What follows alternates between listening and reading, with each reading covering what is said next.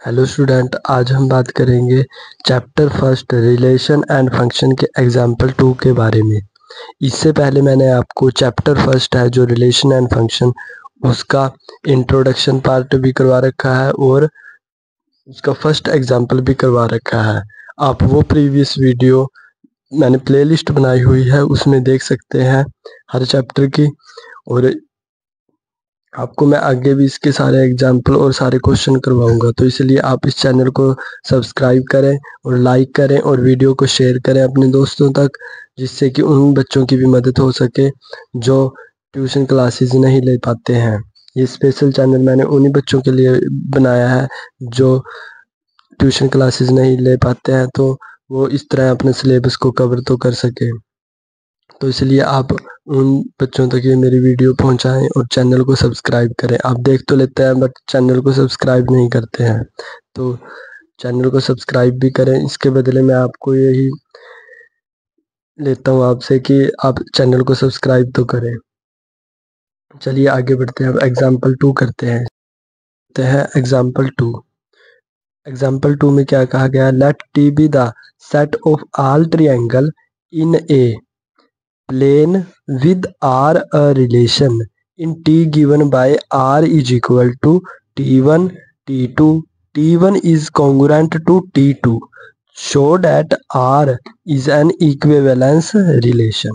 ये हमें प्रूव करना है कि R है वो इक्विवेलेंस रिलेशन है। अब R क्या दिया हुआ है? ये दिया हुआ है। तो सबसे पहले हम देख लेते हैं इसमें कि कॉन्ग्रुएंट होता क्या है। कॉन्ग्रुएंट जैसे दो ट्रायंगल दी हुई है, हमें दो ट्रायंगल दी हुई है, तो उसमें हमें जो ये एंगल दिए रखे हैं उसमें जो कोरस्पोंडेंस एंगल है, ये एंगल इसके कोरस्पोंडेंस एंगल है, तो ये क्या आएगा? इसमें इक्वल हो, तो उन्हें हम क्या बोलेंगे? कॉन्ग्रुएंट। या जैसे ये वाला जो एंगल है ये इस वाले एंगल के बराबर होगा और जो ये वाला एंगल है ये इसके बराबर होगा, मतलब कोरस्पोंडेंस एंगल ये इक्वल होंगे। और या साइड, जैसे ये वाली साइड इस साइड के इक्वल और ये वाली साइड इस वाली साइड के इक्वल और ये वाली साइड इस वाली साइड के इक्वल होगी, तो इसे ही हम बोलेंगे कॉन्ग्रुएंट। ये चीज क्लियर हो गई आपको? अब हम देख लेते हैं आगे इसमें क्या है। अब देख लेते हैं हम इक्विवेलेंस रिलेशन, क्योंकि आगे हमें क्वेश्चन में यही बताना है कि इक्विवेलेंस रिलेशन क्या होता है। देखिए इक्विवेलेंस रिलेशन, उसमें हमें जो तीनों प्रूव करनी होती है, रिफ्लेक्सिव भी, सिमेट्रिक भी और ट्रांजिटिव भी, ये तीनों चीजें फुलफिल हो रही हो तो उन्हें ही बोल देते हैं हम इक्विवेलेंस रिलेशन। वो कैसे?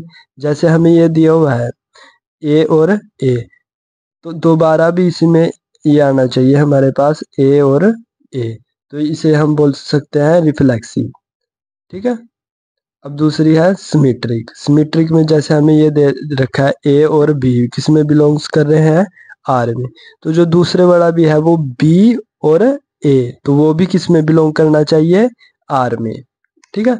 जैसे यहाँ पर 4 और 5 है मान लो, तो यहाँ पर क्या आना चाहिए? 5 और 4।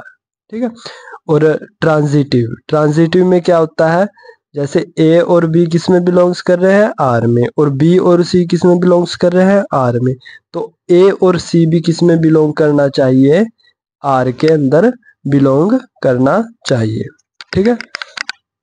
अब देख लेते हैं अगला भाग, रिफ्लेक्सिव। रिफ्लेक्सिव में क्या है?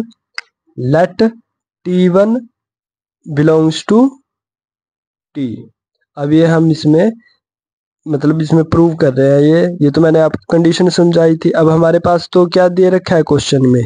T1 और T2। तो पहले तो हम यही मान लेते हैं कि T1 किस में बिलोंग्स कर रहा है? T में, और T1 is a congruent to T1। क्यों? क्योंकि every triangle is related to itself, क्योंकि अपनी जो ट्रायंगल है वो अपने आप में उसी जैसी होगी। T1 is congruent to T1, तो ये कॉन्ग्रुएंट आ गया तो मीन्स ये बिलोंग्स कर रहा है, सो आर इज रिफ्लेक्सिव। क्योंकि जो ये भुजा है, कोई भी भुजा ले लो किसी भी ट्रायंगल की, तो उसमें वो उसके बराबर तो आएगी ही, इसीलिए मैंने ये लाइन लिखी है, every triangle is related to itself. ठीक है, अब देख लेते हैं दूसरा पार्ट, सिमेट्रिक। सिमेट्रिक में क्या है, सिमेट्रिक में हमें क्या प्रूव करना है, ए बी, तो उसमें हम दो लेंगे, लेट T1 और T2 किस में बिलोंग्स कर रहे हैं, T में।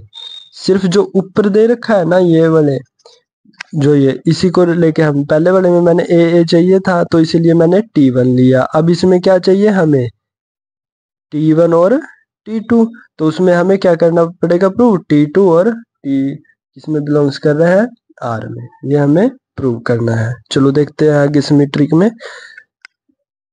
तो इसमें मैंने ये लिख लिया कि T1 और T2 किस में बिलोंग्स कर रहे हैं, T में, तो T1 is congruent to T2, T2 is congruent to T1। ठीक है, तो T2 और T1 किस में बिलोंग्स कर रहे हैं, R में, तो इसी कारण ये भी क्या आ गया, सिमेट्रिक आ गया, R इज सिमेट्रिक। क्योंकि मैंने उसमें बताया था ना जब कॉन्ग्रुएंट में करवाया था कि साइड्स एक दूसरे के इक्वल होती है। अब आ जाओ transitive, late T1 T2 T3 किस में बिलोंग्स कर रहे हैं, R में, क्योंकि ट्रांजिटिव में हमें तीन वो चाहिए होते हैं ना, A B C।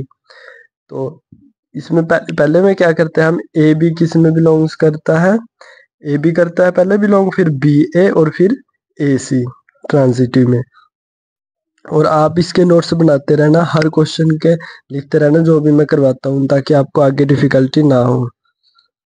ट्रांजिटिव में मैंने लिख लिया कि T1 T2 किस में बिलोंग्स कर रहे हैं, R में, और फिर T2 और T3 भी किस में बिलोंग्स कर रहे हैं, R में, तो इसी कारण T1 is congruent to T1, क्योंकि ये चीज लिख सकता हूँ मैं, क्योंकि इसमें बिलोंग्स कर रहा है, तो T1 is congruent to T2।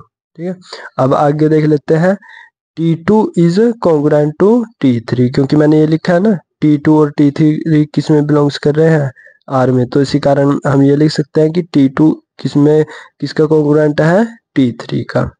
तो अब ये भी होएगा, T1 is congruent to T3, तो इसी कारण मैं भी इसे भी ये लिख सकता हूँ, T1 T3 belongs to R, तो इस कारण सो R is transitive, hence R is an equivalence relation. ये हम लिख सकते हैं कि ये इक्विवेलेंस रिलेशन है।